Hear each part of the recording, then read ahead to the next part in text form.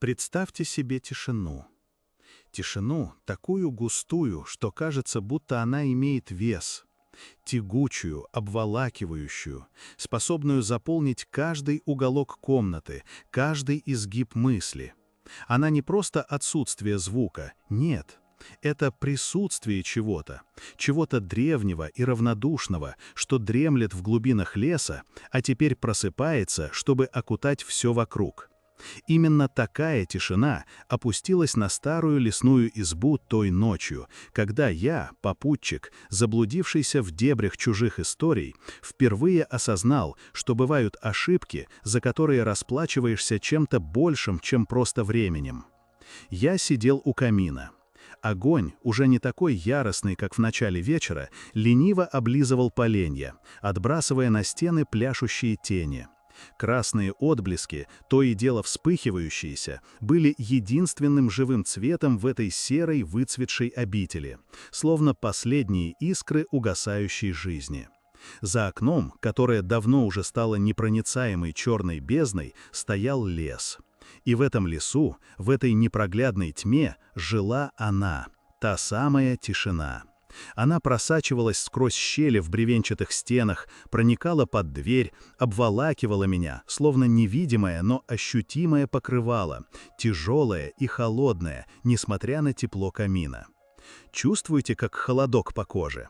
Это не от сквозняка, мой друг, это от предчувствия, от той первобытной тревоги, что шевелится где-то глубоко внутри, когда разум еще спокоен, но инстинкты уже бьют тревогу, словно дикий зверь, почуявший опасность. Я слышал, как бьется мое собственное сердце. Тук-тук, тук-тук. Каждое сокращение отдавалось в ушах. Казалось, оно нарушает эту всеобъемлющую тишину, эту почти священную пустоту, и тем самым привлекает к себе внимание. И каждый раз, когда я вдыхал, казалось, что воздух вокруг меня плотнее, тяжелее, пропитан чем-то неуловимым, но настойчивым. Запах сырой земли, прелой листвы и старого дерева – вот чем пахло в избе. Запах, в котором таилось что-то еще, едва уловимое, но настойчивое, словно напоминание о чем-то давно забытом, но готовом снова проявиться. Я, как и многие из нас, кто считает себя просвещенным и лишенным предрассудком, слышал старую байку. Не то чтобы я ее искал. Она просто однажды просочилась в мою жизнь, как вода сквозь трещину в фундаменте, и осталась там, на дне памяти, как нечто забавное, нелепое, но совершенно безобидное. Это была одна из тех историй, что передаются шепотом от стариков к детям, что живут в деревнях, где электричество все еще диковина, а лес — это не просто деревья, а нечто живое, дышащее, собственными законами. Байка гласила: «Если услышишь скрип качелей ночью, беги». Я помню, как впервые услышал ее. Это было давно, еще в детстве, когда я гостил у бабушки в глухой деревушке. Ее соседка, сухонькая старушка, с глазами полными древней мудрости и такой же древней тоски, рассказывала это, сидя на лавке под старой ивой. Она говорила о какой-то давней трагедии, о детях, исчезнувших без следа, о качелях, что скрипели сами по себе в полнолуние, и о том, как однажды в соседней деревне, откуда-то из лесной чащи, донесся этот звук, а утром нашли опустевший дом, лишь детские башмачки остались лежать на пороге, пропитанные утренней росой. Я тогда только посмеялся. «Бабушкины сказки», — подумал я, и с тех пор эта фраза стала для меня синонимом наивной, необоснованной веры в сверхъестественное, чем-то вроде детской страшилки, чтобы не ходить по ночам в лес. И вот я, спустя годы, сижу в этой лесной избе, в одиночестве, в полной оглушительной тишине. Огонь в камине потрескивает, словно старые кости, перемалываемые жерновами времени. За окном непроглядная чернота, и только иногда сквозь плотный занавес еловых лап пробивался бледный, равнодушный свет луны, создавая на земле причудливые, движущиеся тени, которые, казалось, тянулись ко мне, но тут же отступали, не решаясь пересечь невидимую границу. «Глупости», — думал я, — «ветер, старые доски, мало ли. Причина всегда есть, нужно просто ее найти». Это же не какой-то мистический лес из страшных историй, а всего лишь обычный, пусть и очень старый участок тайги. Деревья скрипят, ветви трутся друг от друга, старые строения издают звуки под воздействием температурных перепадов. К тому же, какие качели в такой глуши? Здесь же ни души на многие километры вокруг, ни одного признака цивилизации. Только я, огонь и эта тишина, что начала уже давить на барабанные перепонки, вызывая легкое, но настойчивое давление в ушах. Мой разум, приученный к логике и рациональности, отметал любые другие объяснения. Он был убежден, что все, что выходит за рамки понятного, это либо обман зрения, либо игра воображения, либо просто недопонимание. Даже легкий, едва ощутимый холодок, что казалось просачиванием. Представьте себе тишину, такую глубокую, что она сама по себе начинала звучать. Не гудеть, нет, а как будто втягивать в себя все остальные звуки мира, оставляя лишь тонкое, почти неощутимое давление на барабанные перепонки. Ночь тогда была именно такой, плотной, беззвездной, тяжелой, как мокрое сукно, наброшенное на все вокруг. Я сидел там, на старой, отсыревшей скамейке, где-то на самой кромке давно забытого городского парка, где фонари уже не справлялись со своей задачей, и тьма казалась не просто отсутствием света, а чем-то осязаемым, почти живым. Только шорох листвы, сухой, бесконечный шепот тополей нарушал это все поглощающее безмолвие. Он был монотонным, убаюкивающим, словно сама природа пыталась укачать меня в своих темных объятиях, уговорить, расслабиться, забыться. И я почти поддался. Почти. Воздух был прохладным, влажным, с легким запахом прелой листвы и чего-то еще, более тяжелого, что витало в глубине парка. Может быть, сырости старого пруда, а может, просто фантазия, порожденная темнотой. Глаза привыкли, различали смутные силуэты деревьев, их причудливые изломанные ветви, которые на фоне чуть менее черного неба казались когтистыми лапами, тянущимися к чему-то невидимому, что скрывалось там, в самой сердцевине этой забытой зелени. И вот в этот обволакивающий, почти гипнотический шепот листвы, в это мерное дыхание ночи пробился едва уловимый звук. Совсем тихий сначала, как тонкая иголка, что протыкает плотную беззвучную ткань. Скрип. Один. Нечеткий, слабый, почти призрак звука, который мог бы быть чем угодно, веткой, трущейся о ствол или далеким стоном старой доски. Я даже не сразу его отметил. Мозг, привыкший к городскому фоновому шуму, а здесь к естественной какофонии леса, автоматически отфильтровывал все, что не несло непосредственной угрозы. Но спустя несколько секунд он повторился. Еще. Еще. Теперь чуть отчетливее. Тонкий, высокий, металлический звук, который, казалось, проскользнил прямо под порогом слышимости, но все же зацепился за сознание. Это был не скрип дерева, не шорох животного. Это было что-то иное. Что-то, что вызывало странный диссонанс в этой ночной гармонии. Он был тихим, да, почти неслышным, как будто что-то невидимое едва тронуло старую железную цепь. Но не просто тронуло, а привело ее в движение. Медленно, ритмично. И вот тут ловушка захлопнулась, хотя тогда я еще об этом не подозревал. Мой разум, всегда склонный к рациональным объяснениям, тут же услужливо подкинул. Ветер. Всего лишь ветер, играющий со старыми, давно заброшенными качелями. Ведь я знал, что где-то здесь, глубже в парке, была старая детская площадка, давно уже заросшая и забытая. Никто не ходил туда. Днем она была просто живописной руиной, ночью источником городских легенд, которые, конечно же, я всегда отметал как глупые выдумки. Но это знание не успокаивало так, как должно было. Чувствуете, как холодок по коже? Тогда это был лишь легкий ветерок. Я пытался убедить себя, что это просто он, этот ночной сквозняк, что пробирается сквозь кроны деревьев, раскачивая ржавые цепи. Ведь что еще это могло быть? Никого вокруг, ни души, только я, тишина и монотонный шум листвы. Но этот скрип, он был слишком ритмичным для ветра. Ветер, он непредсказуем, порывист, он то усиливается, то затихает, он меняет направление. А этот скрип был удивительно размеренным, постоянным. Тихий скрип. Пауза. Тихий скрип. Пауза. Как будто кто-то специально задавал ему этот темп. Не слишком быстро, не слишком медленно, просто равномерно. Эта неестественная ритмичность стала первой трещиной в моей уверенности, первым зерном сомнения, что поселилось в разуме. Я напряг слух, пытаясь уловить хоть малейшие изменения в силе ветра, что могло бы объяснить эту странную механичность звука. Но не было ничего, только стабильный, убаюкивающий шепот листвы, сквозь который все настойчивее пробивался этот металлический стон. Я сжал кулаки, пытаясь отогнать внезапно нахлынувшее почти физическое ощущение неправоты происходящего. Ведь это не просто звук, верно? Это не просто старые качели. Слишком поздно для детей, слишком пусто для взрослых и слишком неправильно для ветра. Он не раскачивает так, не создает такой безукоризненной последовательности. Вечер играет, он не танцует по расписанию. И вот тут, дорогие мои попутчики, в глубине души уже просыпалось то самое древнее липкое чувство тревоги. Не страх перед чем-то конкретным, нет. Это было что-то более примитивное, более глубокое.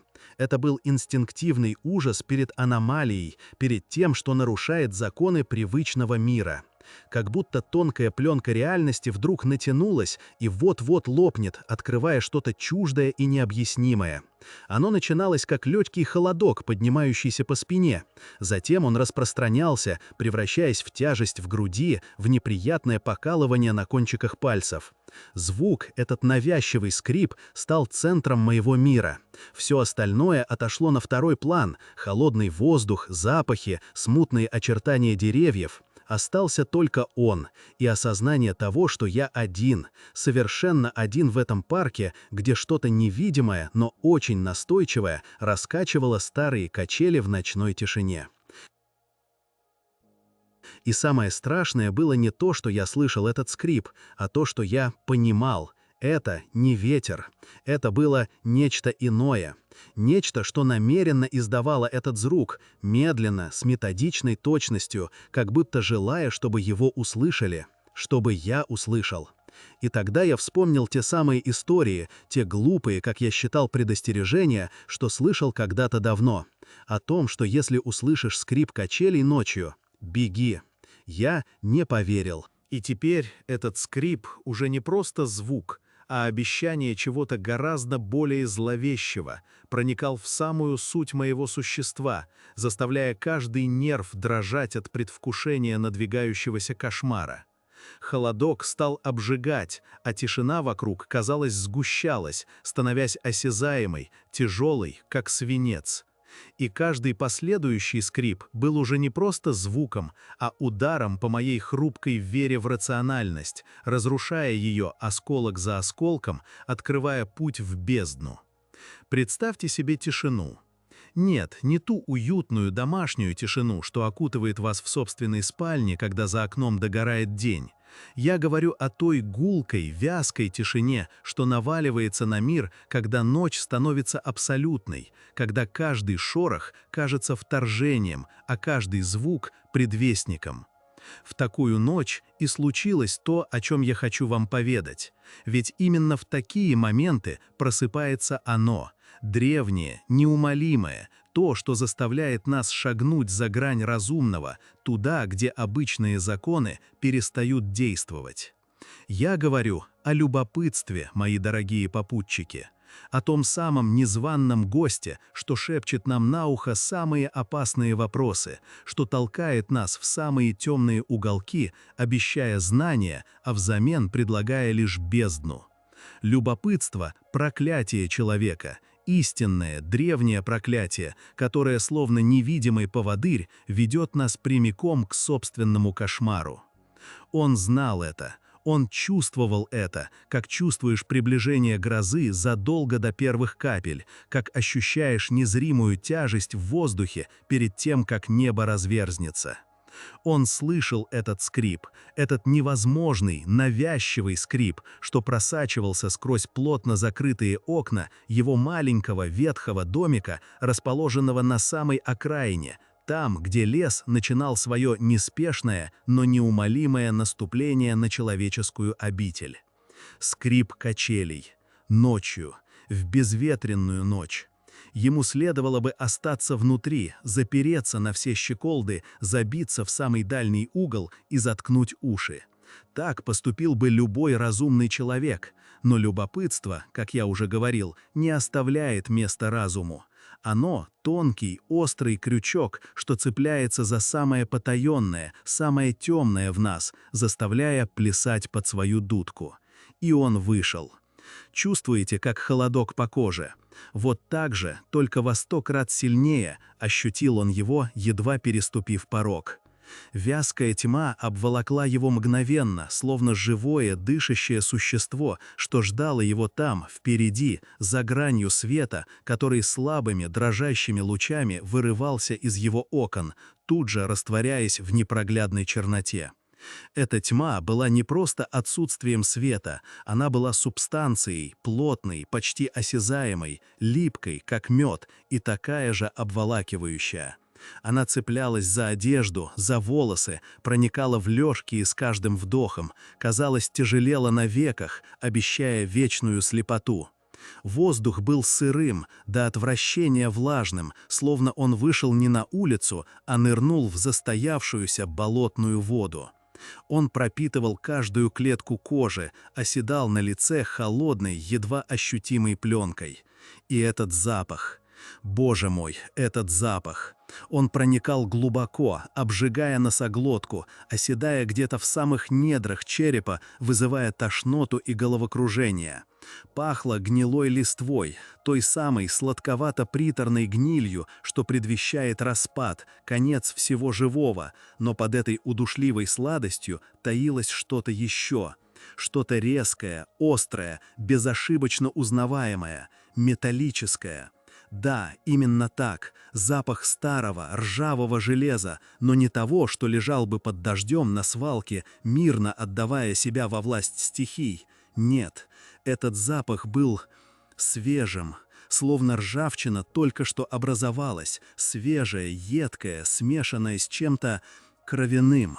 Представьте себе запах крови, что давно запеклась, высохла, но все еще хранит в себе отголоски своей ужасной природы. Вот это было оно. Этот металлический привкус во рту, это ощущение, что воздух сам стал тяжелым от железа, от его незримых частиц, витающих вокруг, нагнетающих тревогу, которая начала превращаться в панический, первобытный страх. Но звук... Ох, этот звук! Он был его компасом в этой непроницаемой, вонючей тьме. Он вел его, словно нить Ариадны в лабиринте, но не к спасению, а к чему-то гораздо более зловещему. Скрип качелей. Он не был равномерным, нет. Он то замирал почти полностью, оставляя после себя лишь жуткую, давящую тишину, в которой отчетливо слышался стук его собственного сердца, гул крови в висках, а затем снова начинался, медленный, тягучий, будто кто-то нехотя, со зловещей методичностью раскачивал их. Он был низким, глубоким, проникающим до самых костей, заставляющим вибрировать грудную клетку, отдаваясь в зубах. Он был обещанием, мрачным и неотвратимым. Он шел, шаг за шагом, спотыкаясь о невидимые корни, оступаясь на скользкой, влажной земле. Впереди ничего не было видно, только черная стена, из которой доносился манящий, отталкивающий звук. Через заросли, что цеплялись за одежду, за руки, за лицо, царапая кожу, оставляя на ней липкие, холодные следы. Ветки хлестали по щекам, свистели у уха, казалось, сами деревья не хотели его пропускать, пытаясь остановить, предупредить. Но любопытство, помните? Оно глушило все сигналы тревоги, все инстинкты самосохранения. Оно было сильнее. Он продирался сквозь густой кустарник, сквозь высокую, мокрую траву, которая обволакивала его ноги, словно холодные змеи. Мимо поваленных стволов, с которых свисали лохмотья мха, пахнущие сырой землей и разложением. Эти стволы казались скелетами гигантских, давно умерших существ. Их ветви кости тянулись к небу, безмолвно крича о своем конце. Каждый шаг был испытанием, каждый вдох — борьбой. Он чувствует, как начинает кружиться голова от постоянного напряжения, от недостатка кислорода в этом плотном затхлом воздухе. Но он продолжал идти, ведомый скрипом, который теперь звучал все ближе, все отчетливее, словно он приближался к самому источнику этого неестественного звука. И вот, наконец, сквозь последний, особенно густой куст, он увидел его. Сначала лишь смутный, неясный силуэт, едва различимый в кромешной тьме. Затем, по мере того, как глаза привыкали, а мозг отчаянно пытался собрать разрозненные тени в единое целое, проступили детали. Это была давно заброшенная детская площадка. Представьте себе место, где когда-то звенел детский смех, где солнечный свет играл на ярких красках, а теперь царила лишь разруха и забвение. Горка с выцветшей, облупившейся краской, изъеденной ржавчиной, ее скат давно осыпался, оставив лишь остов, похожий на челюсти какого-то доисторического зверя. Песочница, заросшая бурьяном, в которой, возможно, до сих пор лежали забытые игрушки, погребенные под слоями грязи и временем. И посреди всего этого, под самым центром этой мертвой арены, стояли они. Старые ржавые качели. Цепь, когда-то блестящая, теперь покрыта толстым слоем коричневой, хлопьевидной ржавчиной, так что казалось, что она вот-вот рассыплется от прикосновения. Сиденье, некогда деревянное, превратилось в труху, обнажив металлический каркас, искривленный и покореженный. Оно висело криво, на одном ржавом креплении, словно отрубленная конечность. И они двигались. Медленно, мучительно медленно, с тем самым узнаваемым скрипом, что вытянул его из дома, из безопасности, в эту бездну. Скрип был теперь оглушительным, царапающим слух, проникающим в самое сознание. Он был живым, этот скрип, казалось, дышал, пульсировал, словно некий древний механизм, пришедший в движение после долгого сна. Качели раскачивались из стороны в сторону, совершая небольшие плавные дуги, едва касаясь земли, затем отталкиваясь от невидимой силы, возвращаясь назад. А вокруг ни малейшего дуновения ветра, ничего. Воздух был совершенно неподвижен, тяжел и плотен, как в склепе. Ни единый лист не шелохнулся на деревьях, ни одна травинка не дрогнула. Казалось, весь мир замер, сдерживая дыхание, наблюдая за этим невозможным, ужасающим танцем. И он стоял там, в этой неподвижной, вонючей тьме, его легкие горели, сердце отбивало сумасшедшую дробь, а глаза не отрывались от движущихся качелей. Он видел их, слышал их, чувствовал их присутствие, их странную, незримую власть над этим местом. И вот тут ловушка захлопнулась. Он почувствовал это. Не просто увидел, не просто услышал, он понял.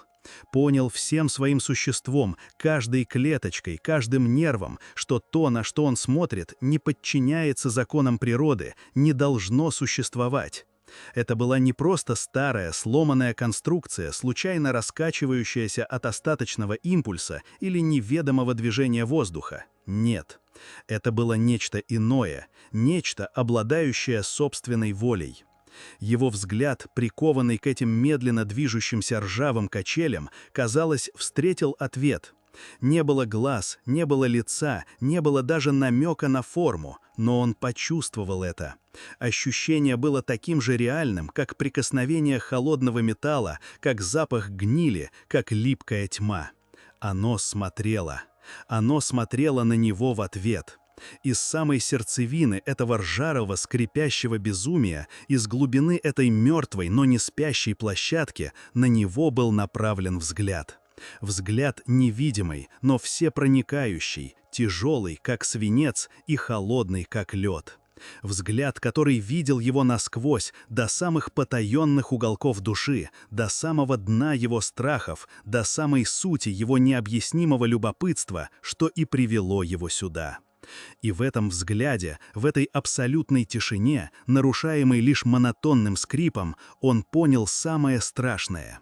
Не то, что он увидел нечто сверхъестественное, а то, что он теперь увиден. И это нечто, которое не должно было двигаться, которое не должно было существовать, теперь знало о нем. И оно теперь не отпускало. Это был не просто скрип, это был зов, и он ответил на него. И теперь он был пойман. Представьте себе тишину. Не ту, что приносит покой, а ту, что предшествует чему-то невыносимому, тяжелому, как свинец. Именно такая тишина нависла над домом, когда я рванул прочь от окна, прочь от двора, где еще минуту назад эти проклятые качели медленно раскачивались, издавая свой неповторимый, скрежещущий звук. Я не поверил, я отказался верить. Но то, что последовало за этим... Я побежал, просто побежал, как загнанный зверь, не разбирая дороги в потемках своего собственного дома, спотыкаясь о мебель, натыкаясь на дверные косяки. Сердце колотилось где-то у самого горла, отбивая бешеный ритм, и каждая его пульсация, казалось, лишь подстегивала этот звук, делая его громче. Скрип. Один единственный, монотонный, но теперь он уже не был просто шумом старого металла, он был живым. Чувствуете, как холодок по коже? Он такой же, как тот, что прибежал по моей спине, когда я осознал, что звук не остался там за окном, в мертвенной тишине ночного двора. Он бежал за мной. Он был внутри меня, или, что еще страшнее, внутри этих стен. Я закрыл за собой дверь в спальню, судорожно щелкнул замком, будто хлипкий засов мог остановить нечто столь бесплотное, столь всепроникающее. Наивность, детская, отчаянная наивность. Скрип не прекращался. Он слился с шумом крови в моих висках, с тяжелым прерывистым дыханием. Я прижался спиной к двери, пытаясь унять дрожь, но она была подобна внутренней лихорадке, и скрип, казалось, вибрировал вместе с ней. Он стал громче, требовательнее. Он больше не был фоновым шумом, это была главная партия в симфонии моего кошмара. Он проникал сквозь стены, я чувствовал это каждой клеткой своего тела. Он был не просто слышен, он ощущался. Как легкая вибрация в полу под моими босыми ступнями, как едва уловимый зуд под кожей. Я зажмурился, пытаясь оттолкнуть его, выгнать из своей головы. Но это было бесполезно.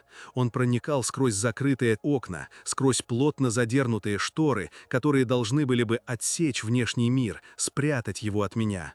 Но внешний мир теперь был здесь, он был со мной, он был везде. Я пытался рационализировать. Ветер? Но ветра не было. Старый дом? Но качели стояли во дворе. Может, где-то что-то скрипит в самом доме, просто так совпало? Я ходил по комнатам, проверял старые половицы, дверные петли, оконные рамы. Ничего, только этот скрип. Он становился лишь отчетливее, когда я приближался к окнам, но не исчезал, когда я уходил вглубь комнат. Он был вездесущ. Иногда мне казалось, что я слышу не только скрип. Это началось тонко, почти незаметно, едва уловимый шепот, который путался в монотонном ритме раскачивающихся качелей. Сначала я списывал это на слуховые галлюцинации, на усталость, на нервное напряжение. Мозг, должно быть, просто ищет закономерности, пытается придать смысл бессмысленному. Но шепот становился яснее. Он был неразборчив, как бормотание на чужом языке, но его интонация была зловещей. Она была игривой или насмешливой. Потом появился смешок. Тихий, сухой, как опавшая листва под ногой. Он проскальзывал между скрипами, как тонкая острая игла. Не человеческий смех, не смех ребенка или взрослого. Это был смешок, который, казалось, рождался из самой ткани ночи, из холода, что проникал в кости, из отчаяния, что сжимало горло. Он был пуст, но полон значения, которое я не мог уловить, но которое чувствовал каждой фиброй своего существа. Я пытался заглушить его. Включил свет во всех комнатах, включил радио, потом телевизор на полную громкость. Музыка, голоса, шум, они должны были бы вытеснить его, стереть. Но скрип, этот проклятый, неумолимый скрип, он словно фильтровал сквозь весь этот шум. Он не исчезал, он лишь изменялся, подстраиваясь. Он становился более настойчивым, как будто ему не нравилось, что я пытаюсь его игнорировать, как будто он требовал моего внимания. И вот тут ловушка захлопнулась. Я сидел посреди гостиной, окруженный светом и шумом, но в центре этого хаоса был только он, скрип, и смешок, и шепот. И тогда я понял то, что, возможно, было самым страшным в этой ночи. Самое страшное было не то, что я увидел, а то, что я понял. Это неприродное явление. Это не старые качели, раскачиваемые ветром. Это не больное воображение. Это нечто живое. Оно играло со мной. Чувствуете, как онемевает язык от страха, как холодный пот стекает по виску? Именно так я чувствовал себя в тот момент. Осознание обрушилось на меня, как ледяной водопад. Это не просто звук, это сущность, невидимая, неслышимая глазу, но ощущаемая душой. И она играла. Каждый раз, когда я пытался убежать, звук следовал за мной, становясь громче, словно поддразнивая. Каждый раз, когда я пытался заглушить его, он просачивался сквозь шум, становясь более отчетливым, словно говоря: «Я здесь, ты не спрячешься». Это было больше, чем игра в кошки-мышки. Это была игра с моей реальностью, с моим рассудком. Я начал сомневаться во всем, в своих глазах, в своих ушах. Я смотрел на окно, и мне казалось, что шторы слегка колышутся, хотя никакого сквозняка не было. Я видел тени, которые двигались в углах комнат, хотя источник света был прямым и неподвижным. Мой мир, такой знакомый и безопасный, рассыпался на части под натиском этого одного проклятого звука. Оно хотело, чтобы я слушал, не просто слышал, а слушал, внимал, погружался в эту какофонию безумия, где скрип был основой, а шепот и смешок — зловещими украшениями. И чем больше я пытался сопротивляться, тем сильнее было это требование. Я лег на кровать, натянул одеяло до самого подбородка, словно это могло защитить меня от невидимой угрозы. Закрыл глаза. Но это не помогло. В темноте звук стал еще отчетливее, еще объемнее. Он обволакивал меня, проникал в самые глубины моего сознания. Я чувствовал, как мои нервы натягиваются, как струны, готовые лопнуть от напряжения. Каждый скрип был ударом по моей психике, каждый шепот — царапиной по душе. Я начал различать в шепоте слова. Или мне так казалось.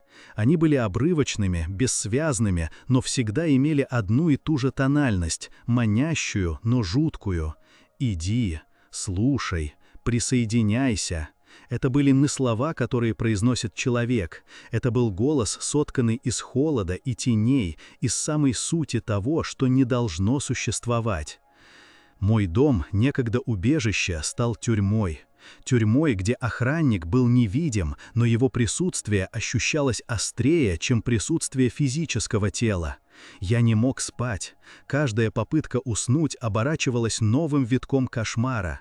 Закроешь глаза, и вот уже видишь эти качели, медленно раскачивающиеся в абсолютной темноте, а звук их скрипа проникает прямо в мозг, без всяких преград. Откроешь глаза, и он все равно здесь, только теперь он смешивается с тенями на стенах, с воображаемыми движениями. Мой мир, такой знакомый и безопасный, рассыпался на части под натиском этого одного проклятого звука. Оно хотело, чтобы я слушал, не просто слышал, а слушал, внимал, погружался в эту какофонию безумия, где скрип был основой, а шепот и смешок — зловещими украшениями. И чем больше я пытался сопротивляться, тем сильнее было это требование. Я лег на кровать, натянул одеяло до самого подбородка, словно это могло защитить меня от невидимой угрозы, закрыл глаза. Но это не помогло. В темноте звук стал еще отчетливее, еще объемнее. Он обволакивал меня, проникал в самые глубины моего сознания. Я чувствовал, как мои нервы натягиваются, как струны, готовые лопнуть от напряжения. Каждый скрип был ударом по моей психике, каждый шепот — царапиной по душе. Я начал различать в шепоте слова, или мне так казалось. Они были обрывочными, бессвязными, но всегда имели одну и ту же тональность, манящую, но жуткую. «Иди, слушай, присоединяйся». Это были не слова, которые произносит человек. Это был голос, сотканный из холода и теней, из самой сути того, что не должно существовать. Мой дом, некогда убежище, стал тюрьмой. Тюрьмой, где охранник был невидим, но его присутствие ощущалось острее, чем присутствие физического тела.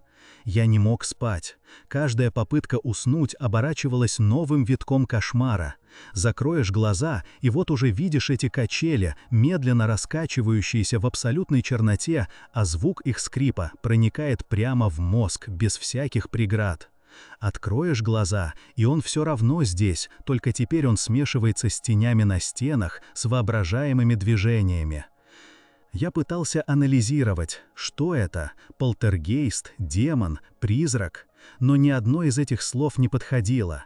Это было нечто иное, нечто, что не хотело пугать до смерти, а хотело владеть. Владеть моим вниманием, моим рассудком, медленно, методично, с дьявольским терпением. Дни слились в один бесконечный серый поток. Я перестал есть, почти не пил. Единственным моим занятием стало слушание. Я пытался понять, что именно оно хочет мне сказать, в чем смысл этого скрипа, этого шепота, этого смешка. Они звучали то громче, то тише, то быстрее, то медленнее, словно менялся ритм какого-то невидимого танца. И я был единственным зрителем, единственным участником. Я начал замечать, что когда я сосредотачивался на звуке, он словно бы смягчался, становился менее агрессивным, более интимным.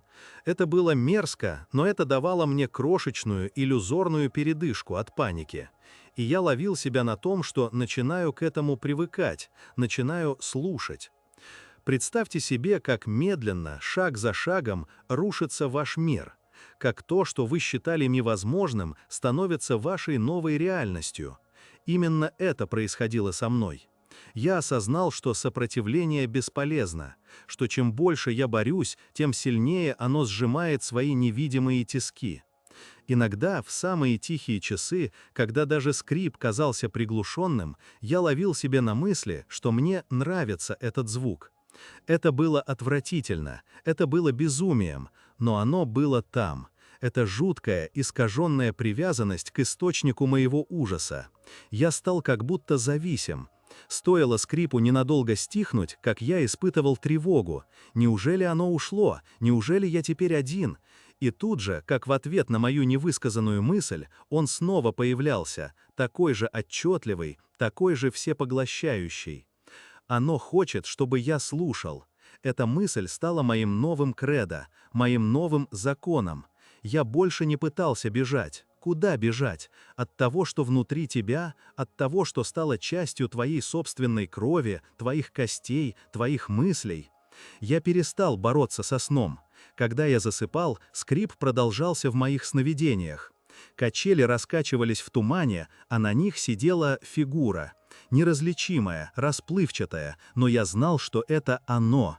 И оно смеялось своим сухим, шелестящим смехом и шептало. Шептала что-то, что я не мог понять во сне, но что, просыпаясь, чувствовал где-то глубоко внутри, как недоброе предзнаменование. Мои руки начали дрожать, я не мог удержать кружку.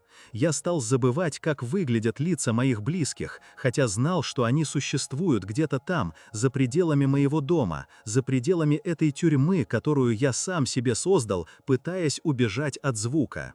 Но они были иллюзией, единственной реальностью был скрип. Я стал говорить с ним, вслух, в тишине ночи, когда скрип был особенно настойчив. «Что ты хочешь?» — шептал я. И представьте себе тишину. Не ту, что наполняет лесную чащу утром, когда птицы еще спят, и воздух кажется кристально чистым. Нет. Представьте себе другую тишину, тягучую, липкую, как смола, которая обволакивает вас со всех сторон, проникает в уши, забивает носоглотку, и вдруг сквозь эту плотную завесу прорезается звук. Один единственный, методичный, неумолимый — скрип качелей. Он начался незаметно, едва слышно, словно где-то далеко, на самом краю слуха. Я пытался убедить себя, что это ветер. Ну да, просто ветер. Ветхая конструкция, старые цепи, ржавые подшипники — вот и вся тайна. Я ведь не поверил тем шептам, которые слышал в деревне, не придал значения предостережениям старухи, что смотрела на меня с такой тоской, словно уже видела мою незавидную участь. И вот тут ловушка захлопнулась. Ночь не кончалась. Она растянулась, как древний пергамент, который разворачивают медленно, страница за страницей, чтобы я мог прочесть каждую букву своего ужаса. Скрип, скрип, скрип. Он прожег дыру в моем сознании, словно раскаленный гвоздь. Не просто звук, нет, это была вибрация. Она начиналась где-то глубоко в земле, поднималась по стенам дома, просачивалась сквозь доски пола, и я чувствовал ее не только ушами, но и каждой клеточкой своего тела. Она билась в венах, пульсировала в висках, заставляла зубы скрежетать. Я сжал голову руками, пытаясь заглушить его, но это было бесполезно. Он уже был внутри. Под одеялом, под подушкой, в темноте, которая казалась не просто отсутствием света, а чем-то плотным, осязаемым, что прижималось к лицу, не давая дышать, скрип становился громче. Он менял свою тональность, обретал почти человеческие интонации. Иногда он казался стоном, долгим, протяжным, полным невыносимой тоски. Иногда хриплым смешком, злым, торжествующим, будто кто-то радовался моей беспомощности. Чувствуете, как холодок по коже? Вот именно такой, липкий, пробирающийся до костей, как будто кто-то невидимый проводит по вашей спине ледяными пальцами. Я пытался рационализировать. Ветер усилился, смена направления, но ветер за окном не выл, не свистел, он лишь еле слышно шумел в кронах старых деревьев, и этот шепот был совсем иным. Он был живым, он был намеренным. Каждое скрип было отдельным мазком на холсте моего разрушающегося рассудка. Я лежал, забившись в комок, дрожа всем телом, чувствуя, как влага проступает на ладонях, а сердце стучит где-то у самого горла, готовое выпрыгнуть. Воздух в комнате стал тяжелым, с запахом сырой земли и чего-то сладковато-гнилостного, как старые забытые листья, которые начали разлагаться. Самое страшное было не то, что он услышал, а то, что он понял. Понял, что это не просто качели. Это что-то, что использует качели. Что-то, что ждет, когда ты прислушаешься, когда ты откроешь ему дверь своим страхом, своей наивной попыткой объяснить необъяснимое. Оно питалось моим ужасом, становилось сильнее с каждым моим вздохом, с каждым судорожным глотком воздуха. Я чувствовал, как энергия покидает меня, как будто эта ночь высашивала из меня жизнь, оставляя лишь пустую оболочку. Часы перестали иметь значение, существовала только бесконечная ночь и бесконечный скрип. Он был моим единственным спутником, единственным звуком в опустевшем мире. Я молился, я проклинал, я умолял, чтобы это прекратилось, чтобы хоть что-то изменилось, чтобы наступил рассвет. И он наступил. Медленно, мучительно. Через плотные черные ветви старых сосен, что окружали дом, пробились первые бледные призрачные лучи света. Они не принесли тепла, лишь рассеяли тьму, сделав ее серой и более зловещей. И вместе с этими первыми, неуверенными проблесками утра скрип затих. Не резко, не оборвался, а медленно, постепенно растворился в наступающем рассвете, словно тень, что отступает перед солнцем. Последний, еле слышный вздох, и наступила тишина. Но эта тишина была не спасением. Она была еще страшнее, чем сам скрип.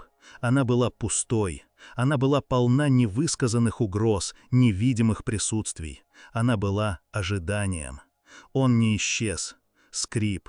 Он остался внутри, глубоко, прочно. Он поселился в самых потаенных уголках моего разума, в каждой извилине, в каждом нервном окончании. Я живу теперь с ним. Иногда, когда наступает полная тишина, когда смолкают все звуки внешнего мира, шум машин, голоса соседей, шелест листьев за окном, я чувствую это. Легкое, едва уловимое движение воздуха, словно невидимое тело садится на качели, а затем раскачивается. И я слышу его снова, еле слышно, как шепот из самого сердца бездны, как обещание вернуться, обещание напомнить.